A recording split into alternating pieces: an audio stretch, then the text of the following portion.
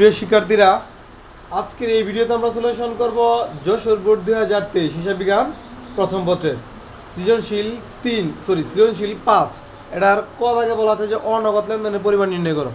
আমাদের আগে ভালো করে জানতে হবে যে আসলে অনগদ লেনদেন কোনগুলা। হ্যাঁ, এগুলো এমসিকিউতেও মূলত আসে। তাহলে অবচয় একটি অনগদ লেনদেন, কারণ অবচয়ের কারণে আমাদের নগদ টাকা প্রদান করতে হয় না। তারপরে দেনাদার বা পাওনাদারের যে বাট্রা, মানে দেনাদারের কে যে আমি বাট্রাটা প্রদান করি, এটা একটা অনগদ লেনদেন, বা পাওনাদারের নিকট হতে যে আমি বাট্রাটা পাই, এটা একটি অনগদ লেনদেন। বিল বা নোটের মাধ্যমে যে ক্রয় বিক্রয় করা হয়, এতে করে কিন্তু আমাদের নগদ টাকা প্রদান করতে হয় না বা পাই না। তাহলে বিল বা নোটের মাধ্যমে ক্রয় বিক্রয়টা একটা অনগদ লেনদেন। আর এক ইম্পর্টেন্ট টপিক হচ্ছে পণ্য রিলেটেড, যেমন পণ্য বিতরণ, পণ্য উত্তোলন, পণ্য বিনষ্ট। এগুলোর কারণে কিন্তু আমাদের নগদ টাকা আদান প্রদান হয় না। তাহলে আমরা ভাববো যে পণ্য বিতরণ বা পণ্য উত্তোলন যদি থাকে, এগুলো একটা মূলত অনগদ লেনদেন। তাহলে এই টপিকগুলো আমাদের লেনদেনে খুঁজতে হবে যে কোথায় আছে, তাহলে আমরা খুব সহজে অনগদ লেনদেনগুলো বের করে ফেলতে পারবো। তাহলে আমরা এখানে সকল লেনদেনগুলো খুঁজে এই 3টা তারিখ পেলাম যে অনগদ লেনদেন। 12 তারিখ বলা ছিল যে পণ্য উত্তোলনের কারণে তো আমার নগদ টাকা আমাদের আদান প্রদান হয় না, তাহলে এটা একটা অনগদ লেনদেন। অ্যামাউন্ট ছিল 7,000 টাকা, লিখলাম। তারপরে 17 তারিখ বলা আছে এরকম যে একটা ব্যক্তির নিকট, মানে একজন পাওনাদারের নিকট, হ্যাঁ, আমার কাছে পাওনাদার আমার কাছে পেত 7,000 টাকা। এই স্থলে পাওনাদারকে আমি পরিশোধ করলাম 6,800 টাকা। আমি টোটাল পণ্য ক্রয় করেছিলাম বাকিতে 7,000 টাকা। হ্যাঁ, এই স্থলে আমি তাকে এখন 6,800 টাকা প্রদান করেছি নিষ্পত্তিতে যেহেতু বলা আছে ডাকে, তাহলে ভাববো এখানে বাট্রার কিছু কাজ আছে। তাহলে 7,000-এর স্থলে আমি তাকে 6,800 টাকা প্রদান করলাম। সে নিজের ইচ্ছায় আমাকে ছাড় দিয়েছে। এটাকে আমরা অনগদ লেনদেন বলতে পারি, কারণ এটা আর পুনরাবৃত্তি হবে না, এটা আর নগদে রূপান্তর হবে না। তাহলে আমি তো উপরে লিখিয়ে দিয়েছিলাম যে দেনাদার অথবা পাওনাদারের বাট্রা রিলেটেড কথাবার্তাগুলো অনগদ লেনদেন। তাহলে 7,000 এবং 6,800 টাকা তফাৎ হচ্ছে 200 টাকা, তাহলে এই 200 হচ্ছে অনগদ লেনদেন। তারপরে 21 তারিখ বলা আছে এরকম যে আমি দেনাদার নিকটতে 1,800 টাকা পেয়েছি 10% বাট্টা বাদে, 10% বাট্টা ছাড়াই আমি 1,800 টাকা পেয়েছি। তাহলে এই কথায় দ্বারা এতটুকু বোঝা যায় যে তার কাছে আমি আর একটু বেশি অ্যামাউন্ট পেতাম, মানে 1,900 টাকা বা 2,000 টাকা পেতাম। এই স্থলে সে আমাকে 1,800 টাকা দিয়েছে। এখন আসলে একজ্যাক্ট কত টাকা বাট্টা ছিল, বাট্টাটা বের করার টেকনিক হচ্ছে এরকম, যেহেতু এখানে 10% বাট্টা বাদে 1,800 টাকা পাওয়া গেছে, এই 10%-এর কাজটা আমাদের করতে উপরে। আর এই 100%-এর মধ্যে যদি আমাদের অলরেডি 100%-এর মধ্যে যদি আমাদের 10% বাট্টার কাজ হয়ে যায়, তাহলে আর অবশিষ্ট আকারে কত পার্সেন্ট রইল? 90। যার জন্য আমরা এই 1,800-র নিচে লিখেছি 90, এবং যেহেতু 10%-এর কাজ হয়েছে বাট্টা, আমরা 10 দিয়ে গুণ করেছি। আর এই কাজটা করার পরে আমরা বাট্টার পরিমাণটা পেয়ে গেছি। তাহলে বাট্টা হচ্ছে 200 টাকা। এই ছিল মূলত আমাদের অনগদ লেনদেনের পরিমাণ। আর এই 3টা ফিগার আমরা যোগ করে দেবো, যা পাবো তাই হচ্ছে আমাদের যোগফল। এখন আমরা সলিউশন করবো এটার খদাকে বলা আছে জাবেদা খিলাদা, এবং তারিখও বলা আছে যে 5, 17, 21, 28 এই তারিখগুলো জাবেদা খিলাদা। তাহলে 5 তারিখ বলা আছে যে নগদে পণ্য বিক্রয়, নগদ টাকা বৃদ্ধি পেয়েছে। তাহলে আমরা লিখবো নগদ হিসাব ডেবিট, আর বিক্রয় হলে ক্রেডিট হয়, বিক্রি হিসাব ক্রেডিট। অ্যামাউন্ট যা ছিল তাই ডেবিট এবং ক্রেডিট লিখলাম। তারপরে হচ্ছে 17 তারিখ বলা আছে এরকম যে পাওনাদারকে পরিশোধ 6,800 টাকা, মানে রনি নামে একজন পাওনাদার, তার দেনাটা পূর্ণ নিষ্পত্তিতে তাকে পরিশোধ করা হলো 6,800 টাকা।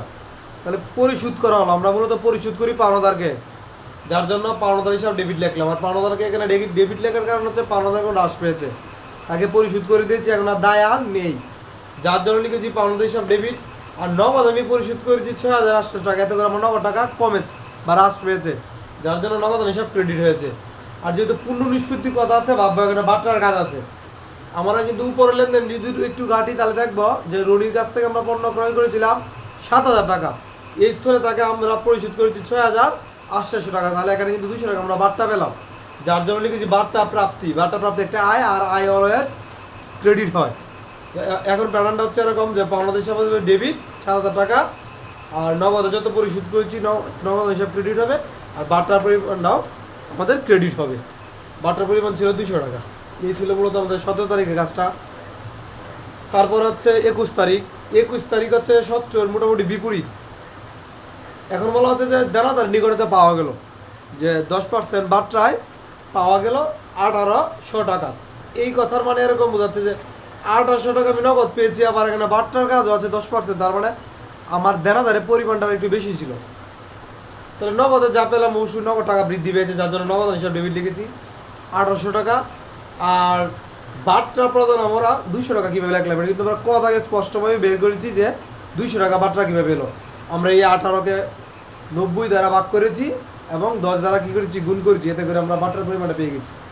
তাহলে বাট্রা যদি আমরা প্রদান করেছি বা বাট্রা আমরা কাউকে দিলে এতে করে আমরা ব্যয় হয়, যার জন্য বাট্রা প্রদান ডেবিট করেছি 200 টাকা ব্যয় ধরে। আর আমার টোটাল তাহলে দেনাদারের পরিমাণটা কত কত ছিল, নগদ এবং এই বাট্রার যোগফলটা আমার দেনাদারের পরিমাণ, আর এই দুইটার যোগফল হচ্ছে 2000। এতে করে আমার দেনাদার হ্রাস পেয়েছে 2000 টাকা, আর দেনাদার যেহেতু হ্রাস পেয়েছে ক্রেডিটই হবে। তারপরে হচ্ছে 28 তারিখ। 28 তারিখ বলা হচ্ছে যে প্রতিষ্ঠানের প্রয়োজনে বা ব্যবসার প্রয়োজনে ব্যাংক হতে উত্তোলন 2000 টাকা। প্রতিষ্ঠানের প্রয়োজনে উত্তোলন করাতে আমাদের প্রতিষ্ঠানের নগদ টাকা বৃদ্ধি পেয়েছে আর ব্যাংকের টাকা হ্রাস পেয়েছে, যার জন্য আমরা লিখেছি নগদ আর হিসাব ডেবিট এবং ব্যাংক হিসাব ক্রেডিট। আর যদি ব্যক্তিগত বলা থাকতো তাহলে আমরা এখানে উত্তোলন লিখতাম।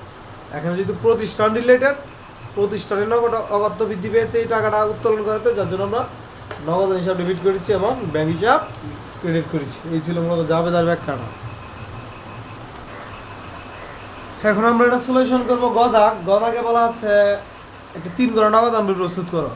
তাহলে আমাদের 3টি টাকার কলম হবে ডেবিট পাশেও এবং ক্রেডিট পাশেও 3টি টাকার কলমেই হবে। আর এই পক্ষটাকে বলা হয় প্রাপ্তির পক্ষ এবং এই পক্ষটাকে বলা হয় প্রদানের পক্ষ। 1 তারিখ বলা আছে যে নগদ উদ্ধৃত হচ্ছে 40,000 টাকা এবং ব্যাংক জমা ক্রেডিট উদ্ধৃত হচ্ছে 10,000 টাকা। ক্রেডিট স্পষ্ট বলা আছে, তাহলে নগদ যেহেতু উদ্ধৃত বলা আছে এটা আমরা ডেবিট পাশে নগদের কলমে লিখবো, এবং যেটা ব্যাংক জমার ক্রেডিট উদ্ধৃত বলা আছে এটা ক্রেডিট পাশে মানে প্রদানের পাশে ব্যালেন্স বিডি আকারে আমরা ব্যাংকের কলমে লিখবো। এই ছিল মূলত 1 তারিখের কাজটা। তারপরে যে তারিখগুলো দেওয়া আছে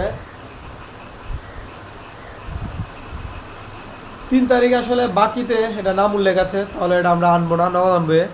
তারপরে 5 তারিখ। 5 তারিখ বলা হচ্ছে যে নগদে পণ্য বিক্রয়, এতে করে আমাদের প্রাপ্তি হয়েছে, যার জন্য আমরা এটা প্রাপ্তির পাশে লিখবো। আর নগদ যেহেতু নগদের কলমে আমরা লিখবো 30,000 টাকা। এই ছিল মূলত 5 তারিখের কাজ।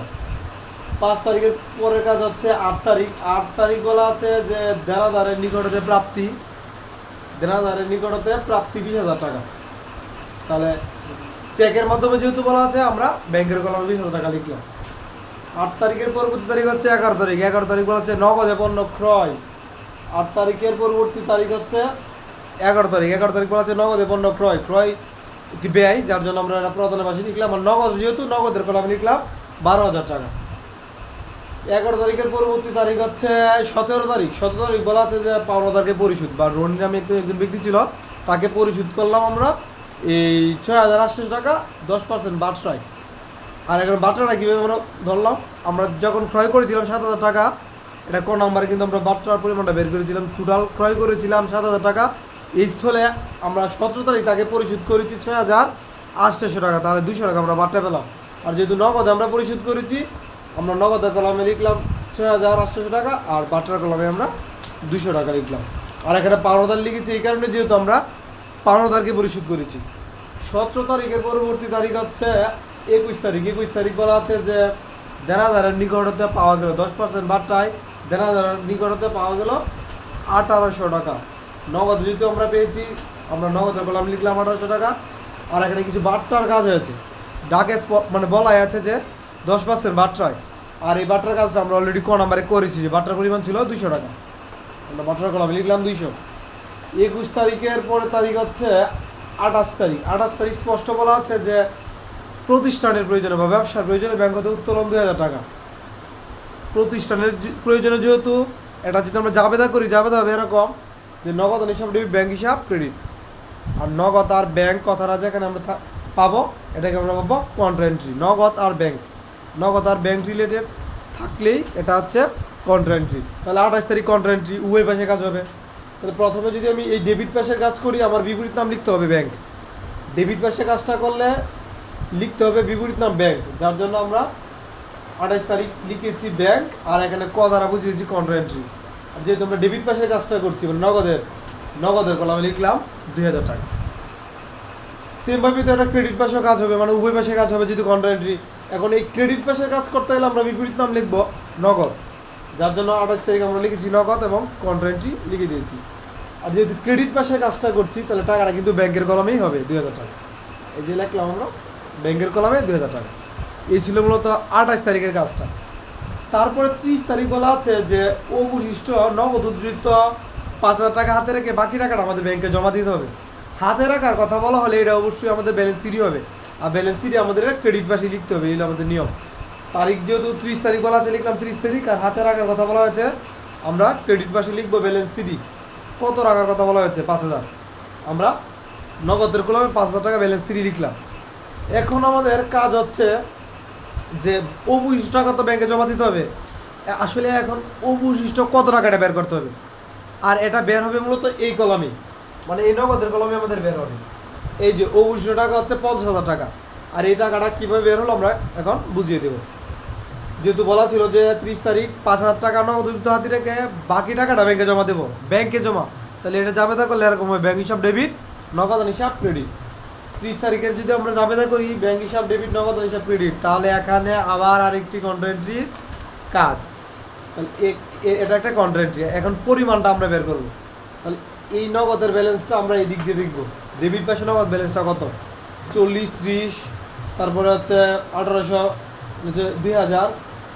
এই সামগ্রিকটা যোগ করার পরে আমরা পাচ্ছি এখানে 73,800 টাকা।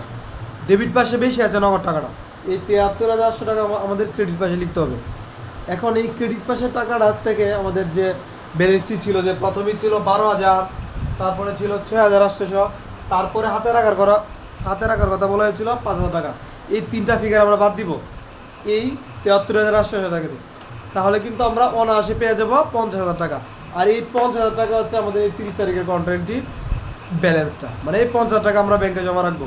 তাহলে এই 50,000 টাকা যেহেতু এখানে বেরিয়েছে, এটা কোন কলমে বেরিয়েছে, নগদে, তাহলে এখানে আমরা তো নগদ লিখতে পারবো না যেহেতু কন্ট্রা এন্ট্রি। তাহলে এই নগদের বিপরীত নামটা কী ব্যবহার করবো আমরা, ব্যাংক। আমরা লিখবো এখানে ব্যাংক এবং লিখে দিব ক, মানে কন্ট্রা এন্ট্রি। আর এই কাজটা আমাদের অবশ্যই দিক দিয়ে করতে হবে। আর এখানে যেহেতু আমরা লিখেছি ব্যাংক, এখন তো আর আমরা ডেবিট পাশে ব্যাংক লিখতে পারবো না, বিপরীত নাম লিখতে হবে নগদ। আর এখানে যেহেতু নগদ লিখেছি তাহলে টাকা তো নগদে লিখবো না, লিখবো আমরা ব্যাংকের কলামে। এই হচ্ছে মূলত আমাদের 30 তারিখের কাজটা। তাহলে এখানে যদি 50 এলো, আগের থেকে আমাদের এই ব্যাংকের কলামে ছিল 20, তাহলে 20 আর এখানে 50 যোগ করলে আমাদের যোগফল হচ্ছে 70। এই 70ই আবার এখন আমরা এই পাশে নিব। এই 70 থেকে আমরা এখন যে ফিগার দিয়েছি বাদ দিব, যে এখানে যে 10, তারপরে দেখতে পাচ্ছি 2, তাহলে এই দুইটা ব্যালেন্স বাদ দেওয়ার পর এখানে রয়েছে 58,000 টাকা। তাহলে এই 58 কিন্তু আমাদের ব্যালেন্স সিডি। তাহলে অ্যাকচুয়ালি উত্তর কিন্তু আমাদের এটা, যে হাতে রাখার টাকাটা আর এখানে ব্যালেন্স সিডি টাকাটা, এই 5,000 আর এই 58,000। তাহলে এটা যেহেতু ব্যালেন্স সিডি হয়েছে, আমাদের ক্রেডিট পাশে এটাকে বিডি করতে হবে ডেবিট পাশে, যার জন্য আমরা পরবর্তী মাসের 1 তারিখ লিখবো ব্যালেন্স বিডি এবং অ্যামাউন্টটি যা ছিল আমরা এখানে তাই লিখে দেবো। আর বাট্টার কাজ তো সহজেই, বাট্টার কোনো ব্যালেন্স সিডি বিডি হয় না, যা ছিল এখানে 200 ছিল 200 লিখলাম, আর এই দিক দিয়ে 200 ছিল 200ই লিখলাম।